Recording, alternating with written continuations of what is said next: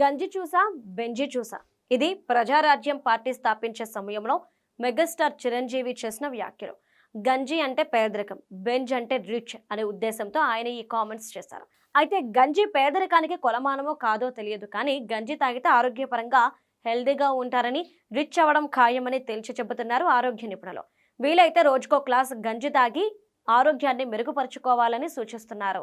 ఉడుకుతున్న బియ్యాన్ని వార్చగా వచ్చే గంజి అమృతం అంటే అతిశయం కాదు. గంజిలో చిటికెడు ఉప్పు వేసి తాగుతారు లేదా అన్నంలో కలిపి తింటారు. కానీ కుక్కర్లు వచ్చాక ఆ అలవాటు బాగా తగ్గిపోయింది. కానీ ఇది ఎంత మేలు చేస్తుందో తెలుసుకుంటే ఇక మీదట అన్నం వండి వారుస్తారు. విటమిన్లు, ఖనిజాలతో గంజి పోషకాల గని. అది అనేక అనారోగ్యాలకు సంజీవని. ఇంతకీ గంజి తాగితే కలిగే ప్రయోజనాలు తెలిస్తే వదిలిపెట్టరు, తాగకపోతే వెంటనే స్టార్ట్ చేస్తారు.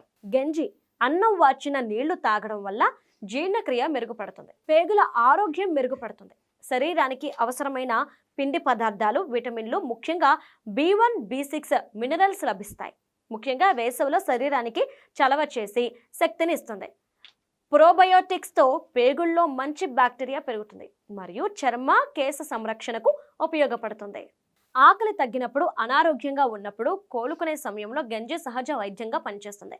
సులభంగా జీర్ణమవుతుంది. మన అమ్మమ్మల కాలంలో ఇది సాధారణ ఆహారం.